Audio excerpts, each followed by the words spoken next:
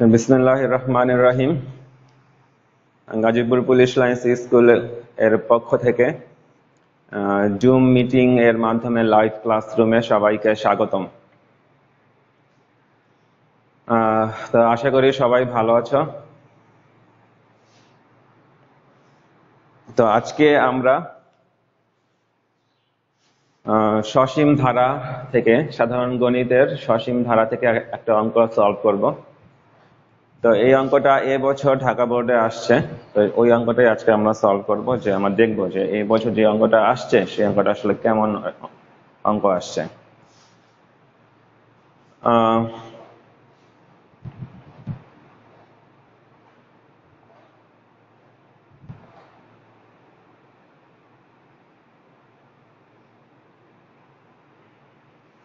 ওকে, তাহলে সবাই দেখো, সবাই একটু ফার্স্টে কোশ্চেনটা দেখো।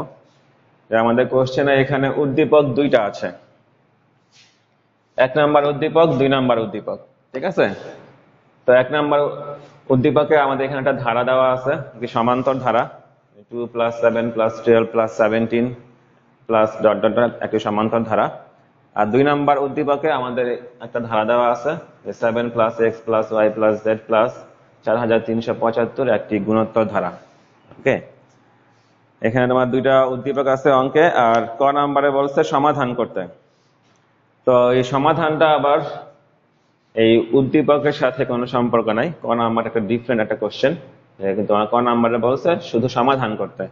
তো তোমরা সবাই জানো যে সমাধান করতে বললে আমাদের কি করতে হয়, আমাদের মান বের করতে হয়, যে চলক যেটা আছে এই চলকের মান বের করতে হবে। তো এখানে কিন্তু চলক হচ্ছে ওয়াই, ওয়াই হচ্ছে চলক, আর এম আর এনটা হচ্ছে ধ্রুবক। ওকে, তো সেই কারণে তাহলে আমাদের এখানে ওয়াই এর মানটা বের করতে হবে। সমাধান করতে বললে আমাদের এই ক্ষেত্রে কাজটা হবে ওয়াই এর মান বের করা।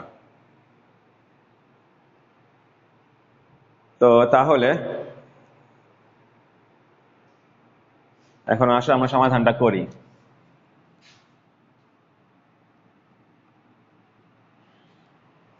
তো দেখো যে এখানে আমাদের সমাধান করতে হলে আমাদের একটু টেকনিক করতে হবে। টেকনিকটা হচ্ছে যে আমরা যে লসাগু করব, দেখো এখানে নিচে আছে এম, এখানে হর এম, আর এখানে হর হচ্ছে ওয়াই। তাহলে আমরা এই যে, আর এখানে হর আছে ওয়াই, তাহলে আমরা যেই হর গুলি ওয়াই আছে সেগুলিকে এক পাশে নিয়ে আসবো।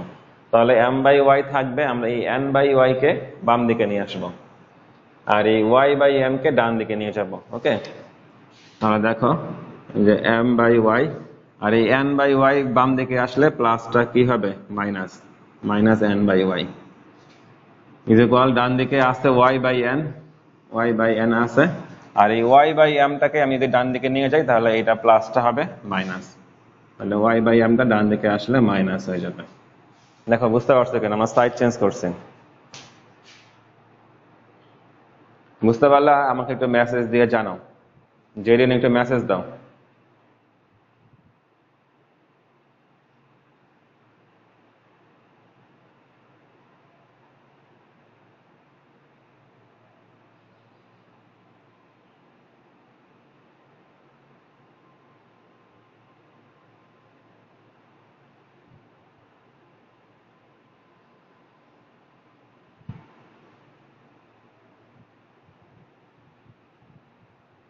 হ্যাঁ স্যার, বুঝতে পারছি। ওকে, থ্যাংক ইউ। আচ্ছা, তাহলে এখন দেখো যে আমরা এখন লসাগু নিব। তাহলে বুঝতে পারছো যে আমরা সাইড চেঞ্জটা কেন করছি? আমরা সাইড চেঞ্জটা করছি যেন আমাদের লসাগুটা করতে সহজ হয়। তো আমরা যেই ভগ্নাংশগুলির মধ্যে হর ওয়াই আছে সেগুলিকে এক পাশে নিয়ে আসছি, আর অন্যগুলিকে অন্য পাশে রাখছি। ওকে, তাহলে এখন দেখো বাম দিকে লসাগু করলে আমাদের লসাগু আসবে ওয়াই, ওয়াই লসাগু হলে উপরে আসবে m - n ইজ ইকুয়াল, আর ডান দিকে যদি আমি লসাগু করি তাহলে আমার লসাগু হবে mn, এখানে হর n আর এখানে হর m, তাহলে n আর m এর লসাগু হচ্ছে mn। তাহলে mn লসাগু হলে দেখো যে এখানে mn কে n দিয়ে ভাগ করলে হবে m আর y গুণ করলে হবে my, মাইনাস এখানে m দিয়ে ভাগ করলে n হবে, n আর y গুণ করলে হবে ny। ওকে, তাহলে আমাদের এটা আসলো। এখন তাহলে কি হচ্ছে,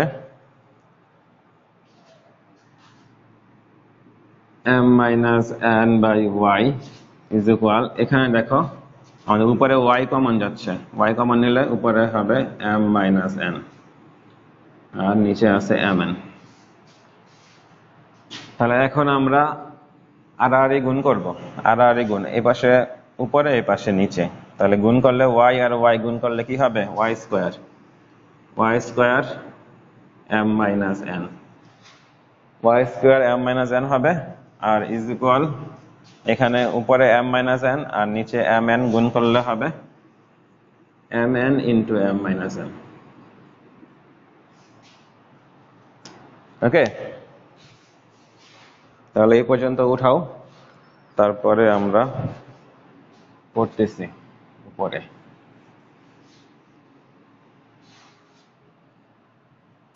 তো এরপরে দেখো আমরা y এর মান বের করব। তাহলে এই m মাইনাস n কে আমরা বাম দিক থেকে ডান দিকে নেব। তাহলে এটা বাম দিকে আছে গুণ আছে, ডান দিকে গেলে ভাগ হয়ে যাবে।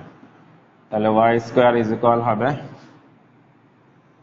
mn into m minus n আর নিচে ভাগ হবে m মাইনাস n। তাহলে m মাইনাস n ভাগ করলে কাটা যাবে, তাহলে y স্কয়ার সমান আসবে mn। আর y স্কয়ার সমান যদি mn হয় তাহলে y সমান কি হবে, বাম দিক থেকে স্কয়ার তুললে ডান দিকে রুট হবে, y সমান হবে রুট ওভার mn। আর রুট হইলে কি দেওয়া লাগে, প্লাস মাইনাস দেওয়া লাগে। অথবা এটাই হচ্ছে নির্ণয় সমাধান। আমাদের y এর মানটা বের হয়ে গেছে। আমি তো বলছিলাম যে সমাধান করতে বললে আমাদের চলক যেটা থাকবে এটার মান বের করতে হবে। এখানে চলকটা হচ্ছে y, তাহলে y এর মানটা আমরা বের করছি প্লাস মাইনাস রুট mn। তাহলে এটাই হচ্ছে নির্ণয় সমাধান। অতএব নির্ণয় সমাধান y is equal plus minus root mn। সবাইকে বুঝতে পেরেছো? বুঝতে পারলে আমাকে জানাও, মেসেজ দিয়ে জানাও।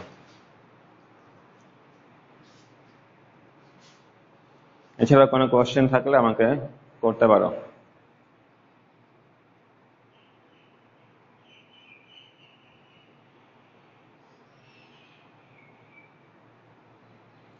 জি স্যার, বুঝছি। ওকে হাবিবা, ঠিক আছে, থ্যাংক ইউ।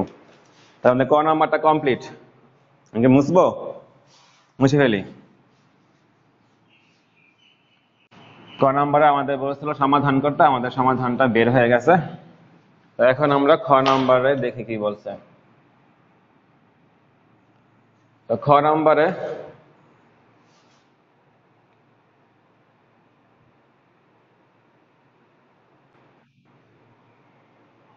ওকে, তাহলে খ নাম্বার কোশ্চেনটা দেখো।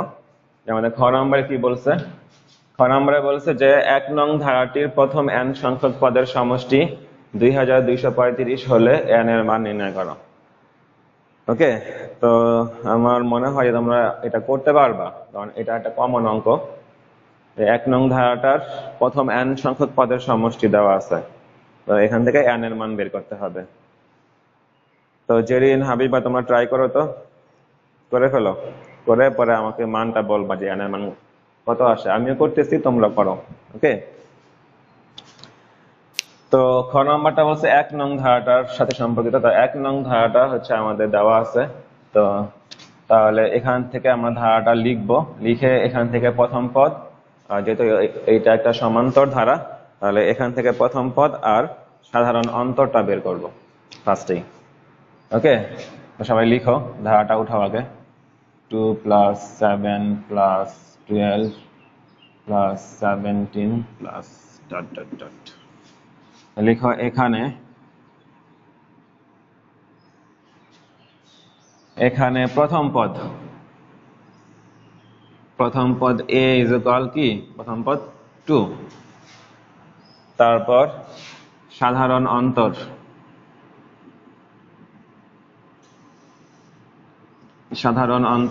d ইজ ইকুয়াল কি হবে, অন্তর d তোমার কি হবে বের করে, দ্বিতীয় পদ মাইনাস প্রথম পদ। মনে আছে সূত্রগুলা? সাধারণ অন্তর বের করে কিভাবে, দ্বিতীয় পদ মাইনাস প্রথম পদ। দ্বিতীয় পদ হচ্ছে 7 মাইনাস প্রথম পদ হলো 2, তাহলে অন্তর d এর মান হচ্ছে 5। ওকে, কোনো কিছু না বুঝলে আমাকে জিজ্ঞাসা করো। তাহলে আমরা 1 নং উদ্দীপকে আমাদের যে ধারাটা দেওয়া আছে সেই ধারা থেকে আমরা প্রথম পদ a আর সাধারণ অন্তর d এর মান বের করলাম। তো এখন আমাদের দেওয়া আছে, খ নম্বরে দেওয়া আছে প্রথম n সংখ্যক পদের সমষ্টি দেওয়া আছে। ওকে, তো তাহলে আমরা প্রথম n সংখ্যক পদের সমষ্টি নির্ণয় করার সূত্র দিয়ে ওই সমষ্টিটা বের করি। তাই লিখো, আমরা জানি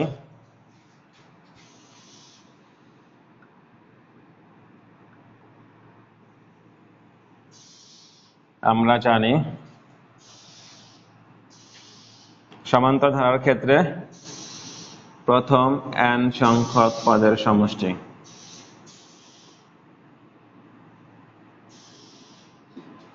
প্রথম n সংখ্যক পদের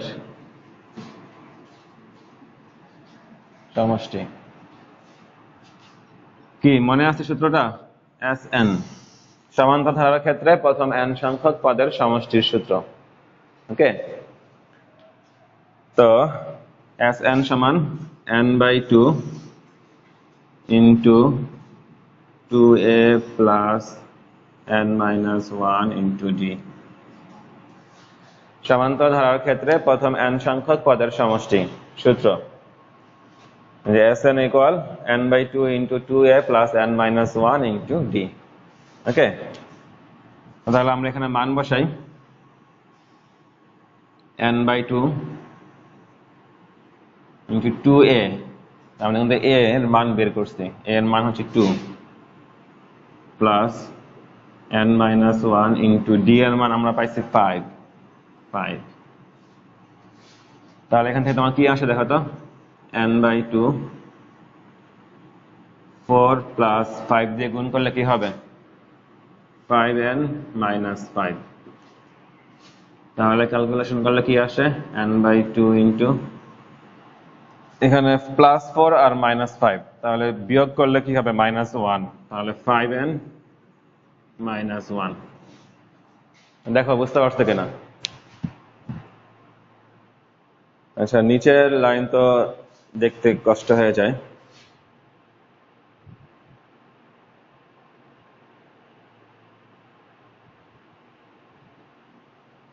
ওকে, দেখো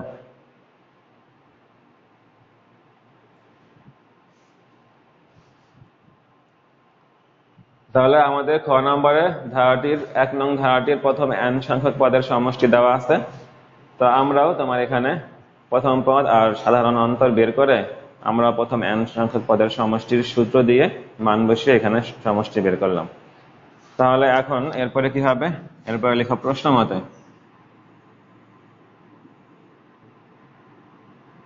প্রশ্ন মতে আমাদের প্রথম n সংখ্যক পদের সমষ্টি কি আসছে? n/2 into 5n minus 1। আর আমাদের প্রশ্নে খ নম্বরে প্রথম n সংখ্যক পদের সমষ্টি দেওয়া আছে 2235। 2235। ওকে, তাহলে আমরা যেটা বের করছি n সংখ্যক পদের সমষ্টি, এটা সমান প্রশ্নে যেটা দেওয়া আছে এটা লিখলাম আমরা। তো এখন এখান থেকে আমাদের n এর মানটা বের হয়ে যাবে। তো এখন তোমাদের এখানে কাজটা হচ্ছে যে এখান থেকে ক্যালকুলেশন করে তোমার যে ক্যালকুলেশন আসবে ওটা করে তারপর n এর মানটা বের করা।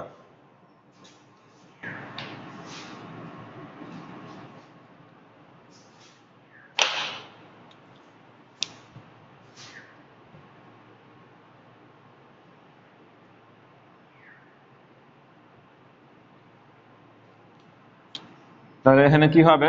ক্যালকুলেশনটা করো, বা তোমার এই উপরে n দিয়ে এই 5n minus 1টা গুণ হবে, আর এই নিচের 2টা এই যে 2235 এর সাথে গুণ হবে। তাহলে n দিয়ে গুণ করলে হবে 5n স্কয়ার মাইনাস n, আর 1 গুণ করলে হবে n ইজ ইকুয়াল এই 2235 আর 2 গুণ করলে কত হয়? তোমাদের কাছে নিশ্চয়ই ক্যালকুলেটর আছে, জেরিন বলো তো 2235 আর 2 গুণ করলে কত হয়? 4470।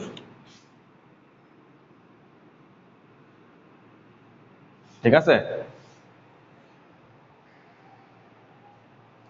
ওকে। তাহলে আমি বাম দিকে মুছে ফেলি।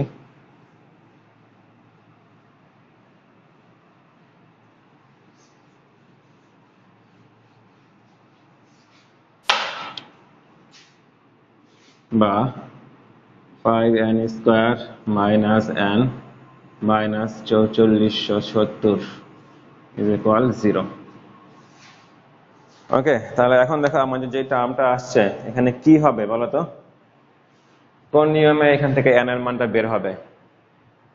কে বলতে পারবা বলো? তোমার এই টার্মটা দেখলে বুঝতে হবে যে এখানে একটা নিয়ম অ্যাপ্লাই হবে। কি হবে বলো তো? কি করলে এখানে n এর মান বের হবে? 4470 হাবিবা বলছিল। ওকে হাবিবা বলো। হাবিবা জুথি তো একসাথেই আছো, তোমরা বলো যে এখানে কি হবে? এখানে তোমার মিডল টার্ম বের করতে হবে, তাই না? মিডল টার্ম করলে এখান থেকে একটা n এর মান বের হবে। ওকে, মিডল টার্ম। ওকে, ভেরি গুড। এই যে হাবিবাই আনসার দিছে, গুড। তাহলে মিডল টার্মটা করো। দেখো তো যে এখানে আমাদের দুইটা সংখ্যা লাগবে। ফার্স্টে এই 4470 আর এই 5, এই দুইটা গুণ করতে হবে। তো 4470 আর 5 গুণ করলে কত হয় দেখো তো?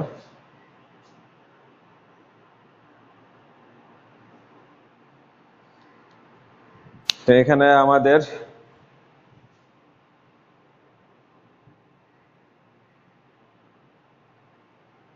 4470 আর 5 গুণ করলে হয় 22,350। গুড। এই তোমার এই দুইটা গুণ করতে হয়। ওকে, মিডল টার্মের নিয়মটা হচ্ছে যে তোমার এই 4470 আর এই 5 গুণ হবে, তো গুণ করলে হবে কত? 22,350। হাবিবা বলছে 22,350 হবে, 22,350। তাহলে আমাদেরকে এমন দুইটা সংখ্যা বের করতে হবে যে সংখ্যা দুইটা যোগ বিয়োগ করলে হবে 1 আর গুণ করলে হবে 22,350। এটা হচ্ছে মিডল টার্মের নিয়ম। ওকে, যে আমাদের এখন এই পর্যায়ে এমন দুইটা সংখ্যা বের করতে হবে যে দুইটা সংখ্যা যোগ বিয়োগ করলে কত হবে? -1 হবে। যোগ বিয়োগ করলে হবে -1 আর গুণ করলে হবে 22,350। তাহলে আমাদের এই সংখ্যা দুইটা হচ্ছে 150 আর 149। আমাদের সংখ্যা দুইটা হলো কি কি? 150 আর 149। দেখো 150 থেকে 149 বিয়োগ করলে 1 হবে, আর 150 আর 149 গুণ করলে এই 22,350 হবে। তাহলে আমরা করে ফেলি 5n স্কয়ার, তাহলে হবে -150n, -150n আর plus 149n minus 4470 is equal 0। Okay, তাহলে দেখো যে -150n থেকে প্লাস 149n বিয়োগ করলে -n, এটা ঠিক মতো মিলতেছে। ওকে, তাহলে এখন আমরা কমন নিব। তাহলে প্রথম দুইটা থেকে 5n কমন যাবে, তাই না? 5n কমন যায়। 5n কমন গেলে কি থাকবে? n থাকবে এখানে, আর এখানে 150 কে 5 দিয়ে ভাগ করলে হবে 30 থাকবে, আর প্লাস এখানে 149 কমন যাবে। 149 কমন গেলে থাকবে হচ্ছে n মাইনাস 4470 কে 149 দিয়ে ভাগ করলে হবে 30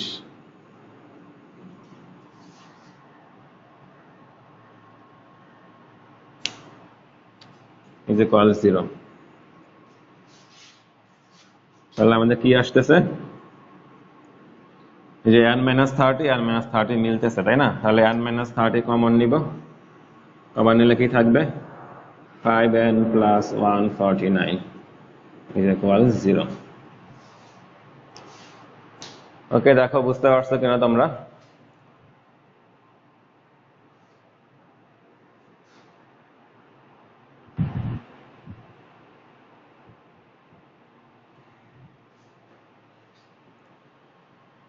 তাহলে দেখো যে আমাদের যদি মিডল টার্মটা ঠিক মতো হয় তাহলে যে এই দুইটা টার্ম মিলবে, যেমন আমাদের এই অঙ্কে মিলছে। ঠিক আছে, তো n-30 কমন নিলে থাকবে হচ্ছে 5n প্লাস 149 ইজ ইকুয়াল 0। তাহলে এখন দুইটা রাশির গুণফল শূন্য হলে কি লিখতে হয়? যে হয় n-30 ইজ ইকুয়াল 0 অথবা 5n প্লাস 149 ইজ ইকুয়াল 0। তাহলে লিখো হয় n-30 ইজ ইকুয়াল 0 অথবা 5n plus 149 is equal 0। তাহলে এখান থেকে আমরা পাবো n equal 30, আর এখান থেকে আমরা পাবো n equal -149/5। আর দেখো n এর মান ঋণাত্মক, মানে পদ সংখ্যা কিন্তু ঋণাত্মক হতে পারে না, তাহলে এটা গ্রহণযোগ্য না। এখানে লিখে দিবা যে এটা গ্রহণযোগ্য নয়, কারণ পদ সংখ্যা ঋণাত্মক হতে পারে না, গ্রহণযোগ্য নয়। তাহলে অতএব n এর মানটা আমরা কি পাইলাম? 30। তাহলে এটাই আনসার। আনসার হচ্ছে n is equal 30। ওকে, সবাই দেখো যে বুঝতে পেরেছো কিনা। মানে খ নম্বর অঙ্কটা একটা কমন অঙ্ক ছিল। খ নম্বরে দেওয়া ছিল 1 নং ধারাটার n সংখ্যক পদের সমষ্টি 2235 হলে n এর মান নির্ণয় করো। তো আমরা 1 নং ধারা থেকে ফার্স্টে প্রথম পদ আর সাধারণ অন্তর বের করছি, এবং তারপরে আমরা সমান্তর ধারার ক্ষেত্রে প্রথম n সংখ্যক পদের সমষ্টির সূত্র দিয়ে ওখানে তোমার a আর d এর মান বসিয়ে আমরা n সংখ্যক পদের সমষ্টিটা বের করছি। তারপর আমরা লিখছি তার প্রশ্ন মতে যে n সংখ্যক পদের সমষ্টি ইজ ইকুয়াল, যেটা দেওয়া আছে প্রশ্নে সেটা লিখছি। তো এখন এখান থেকে এই সমীকরণ থেকে তোমার ক্যালকুলেশন করলে আমাদের n এর মানটা বের হবে। তো ক্যালকুলেশন করার পরে আমাদের যে টার্মটা আসছে, তো আমরা এটা দেখে বুঝতে হবে যে তোমার এখানে মিডল টার্ম করতে হবে। ওকে, তো মিডল টার্ম করলে তোমার নিয়মটা হচ্ছে যে তোমার এই 4470 আর 5 গুণ হবে। তো গুণ করলে হবে 22350। ওকে, 22350। তাহলে আমাদেরকে এমন দুইটা সংখ্যা বের করতে হবে যেন যোগ বিয়োগ করলে 1 হয় এবং গুণ করলে 22350 হয়। তো তাহলে আমাদের সংখ্যা দুইটা হচ্ছে 150 আর 149। তাহলে এরপরে আমরা কমন নেওয়ার পরে আমরা পাইলাম যে n এর মান 30। তাহলে অতএব পদ সংখ্যার n এর মানটা 30। তাহলে আমাদের খ নাম্বারটা কমপ্লিট। তাহলে খ নাম্বারটা আশা করি সবাই বুঝতে পারছো। তো এখন সবাই আবার একটু কোশ্চেনটা দেখো যে গ নাম্বারে আমাদের কি বের করতে বলছে।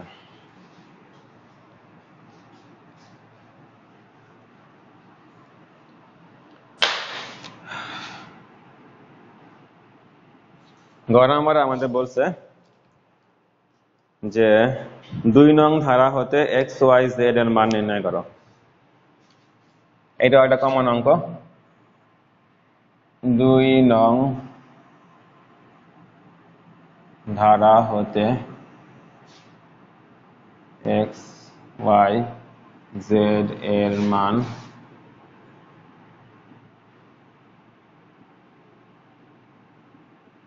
নির্ণয় করো। 2 নং ধারা হতে xyz এর মান নির্ণয় করো। ওকে, তো এইটাও একটা আমাদের কমন অঙ্ক। এই নিয়মটা কিন্তু বইতেই আছে, এবং তোমাদের কিন্তু আমি এর আগে ক্লাসে বলছিলাম যখন করাইছিলাম যে এই নিয়মটা ভেরি ভেরি ইম্পর্টেন্ট, পরীক্ষাতে আসে। দেখছো যে এইবারই তোমার ঢাকা বোর্ডে এই অঙ্কটা আসছে। যেমন এখানে একটা ধারা থাকে, যেমন দেখো আমাদের 2 নং ধারাটা যে আছে, যে এই ধারাটার মধ্যে প্রথম পদ 7 আছে, কিন্তু দ্বিতীয় পদ, তৃতীয় পদ, চতুর্থ পদ দেওয়া আছে x, y আর z। আবার পঞ্চম পদ দেওয়া আছে 4375। ঠিক আছে, তো এখন এই ধারা থেকে আমাদেরকে এই দ্বিতীয় পদ, তৃতীয় পদ, চতুর্থ পদ x, y, z এর মান নির্ণয় করতে হবে। তো তাহলে ফার্স্টে লিখো যে এখানে প্রথম পদ a ইজ ইকুয়াল,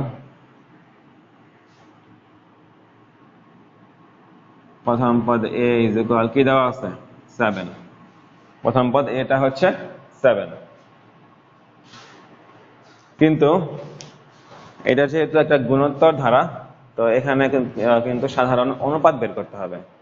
তো সাধারণ অনুপাত বের করতে হলে কিন্তু আমাদের দ্বিতীয় পদের মান লাগবে। তো এখানে কিন্তু দ্বিতীয় পদের মান নাই।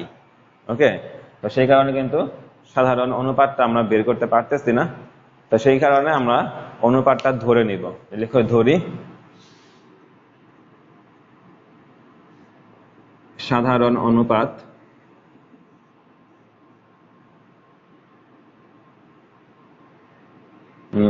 আর।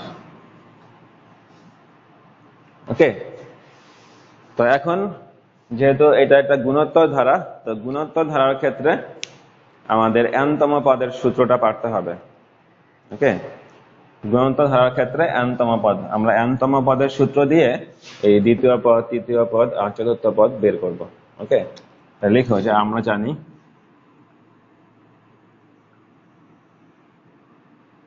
আমরা জানি গুণোত্তর ধারার ক্ষেত্রে n তম পদ, গুণোত্তর ধারার ক্ষেত্রে n তম পদ এর সূত্রটা কি? ar⁻n-1। খুবই সহজ একটা সূত্র। গুণোত্তর ধারার ক্ষেত্রে n তম পদের সূত্র হচ্ছে ar⁻n-1। এখানে a হচ্ছে প্রথম পদ আর r হচ্ছে সাধারণ অনুপাত। তাহলে n তম পদ থেকে আমরা দ্বিতীয় পদ, তৃতীয় পদ, চতুর্থ পদ বের করব। তাহলে অতএব দ্বিতীয় পদ কি হবে? n তম পদ হইলে ar⁻n-1, দ্বিতীয় পদ হইলে ar⁻2-1, that means ar। অতএব তৃতীয় পদ হবে কি? ar⁻3-1, that means ar²। ওকে, নিচে লিখবো। অতএব চতুর্থ পদ হবে ar⁻4-1, that means ar³।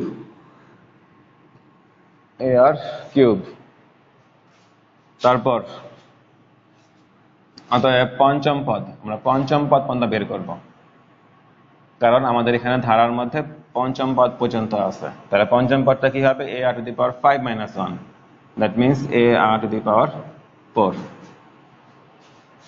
তাই দেখো যে গুণোত্তর ধারার ক্ষেত্রে n তম পদের সূত্রটা দিয়ে আমরা দ্বিতীয় পদ, তৃতীয় পদ, চতুর্থ পদ আর পঞ্চম পদ পর্যন্ত বের করছি।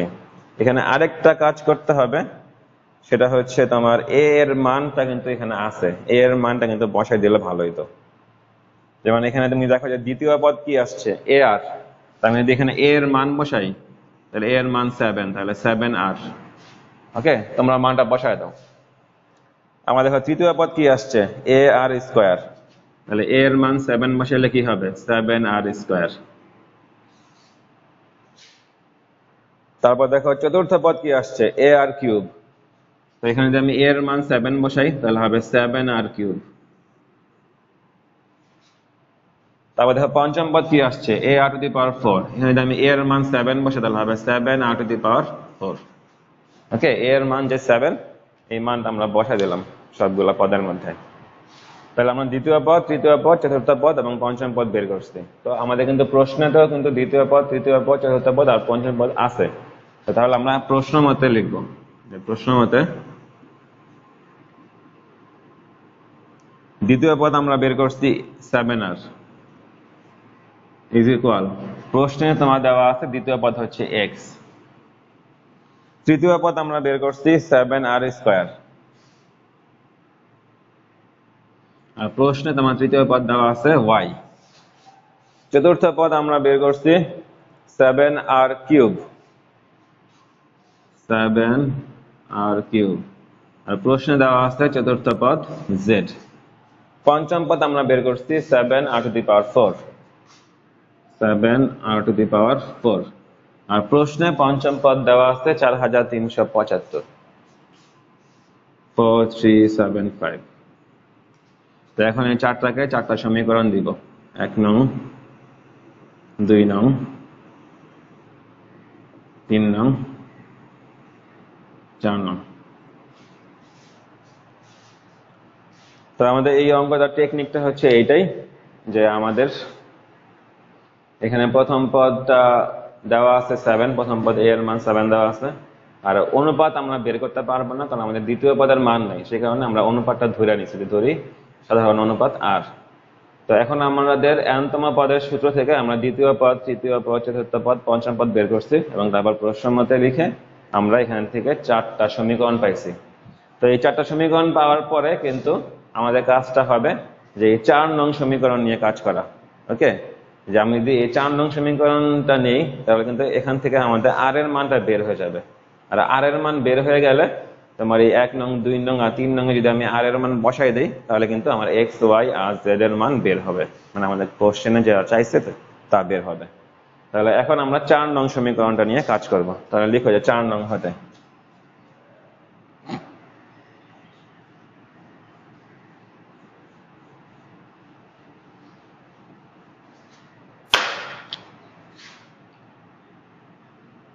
4 নং হতে পাই।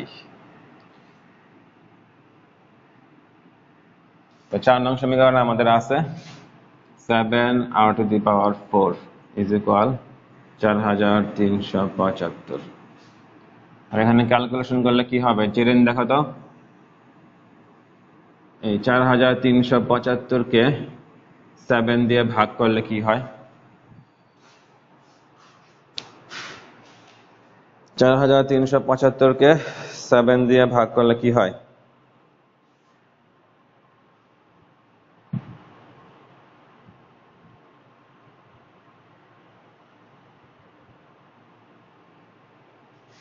$625। ওকে, তাহলে r⁴ ইজ ইকুয়াল হচ্ছে 625।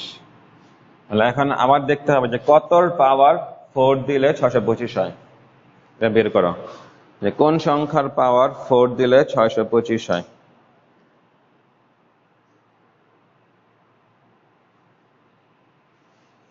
এটা তো 5 মনে হয়।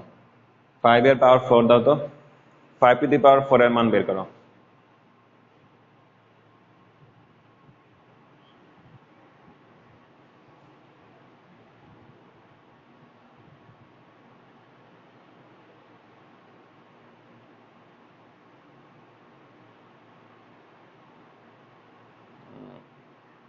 হাবিবা আনসার দিছে, আর এর মান 5। ওকে, তাহলে 5⁴ হবে। তাহলে দেখো r⁴ is equal 5⁴। That means অতএব r ইজ ইকুয়াল 5। দেখো আমরা 4 নং সমীকরণ থেকে r এর মানটা পেয়ে গেছি।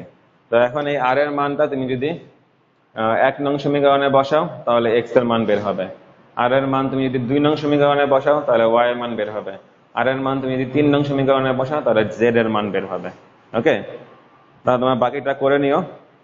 r এর মান 1 নং 2 নং আর 3 নং এ বসিয়ে x y z এর মানটা বের করে নিও। ঠিক আছে, তাহলে কিন্তু আমাদের আজকের অঙ্কটা কিন্তু কমপ্লিট হয়ে গেছে। ক খ গ 3টাই শেষ।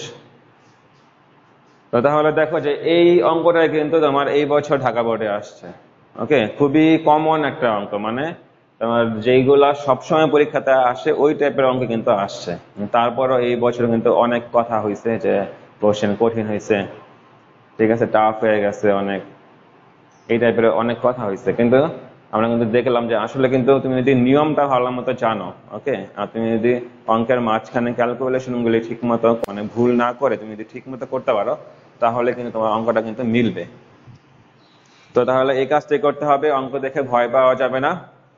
ঠিক আছে, কনফিডেন্স থাকতে হবে যে সূত্রগুলি জানলে আর কোন জায়গায় কি নিয়ম, ওই নিয়মটা জানলে তুমি যদি ঠিক মতো করো, ভুল না করো, তাহলে তোমার অঙ্কটা অবশ্যই মিলবে।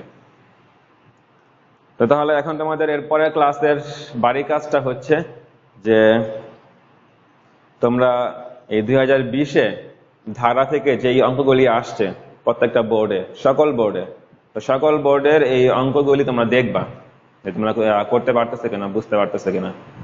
তো যদি কোনোটা সমস্যা হয়, কঠিন মনে হয়, তাহলে পরে ক্লাসে আমাকে বলবা যে স্যার এই বোর্ডের, এই ধরো সিলেট বোর্ড বা রাজশাহী বোর্ডে তার সমস্যা আছে। ঠিক আছে, তাহলে এটা বাড়ির কাজ। আর যাদের কাছে বই নাই তারা বইটা ম্যানেজ করো। ওকে, সাপ্লিমেন্ট বা টেস্ট পেপার তো লাগেই পরীক্ষার সময়, তাই না? কারণ সাপ্লিমেন্টের মধ্যে তোমার গুরুত্বপূর্ণ যে কোশ্চেনগুলো আছে, বোর্ডের প্রশ্নগুলো আছে, তারপরে তোমার বিভিন্ন তোমার ভালো স্কুলে যে কোশ্চেনগুলি আসছে ওই কোশ্চেনগুলি থাকে। তো ওই কোশ্চেনগুলো পাওয়ার জন্য তোমার সাপ্লিমেন্ট কিনতে হবে। তো তাহলে সবাই দেখবা, ওকে, পারা যায় কিনা। তো আজকে ক্লাসটা এই পর্যন্তই। আর নেক্সট ক্লাসে তোমরা আমাকে বলবা যে স্যার কোন অঙ্কটা সমস্যা। ঠিক আছে, তো সবাই ভালো থাকো, সাবধানে থাকো, ঘর থেকে বের হবা না, কোনো প্রয়োজন ছাড়া ঘর থেকে বের হবা না। ওকে, আর স্বাস্থ্যবিধিগুলি যা আছে সব মেনে চলবা ঠিক মতো। আমার জন্য দোয়া করবা, ঠিক আছে? নামাজ পড়বা, নামাজ পড়ে দোয়া করবা। ওকে, তাহলে আজকে এই পর্যন্তই। আল্লাহ হাফেজ।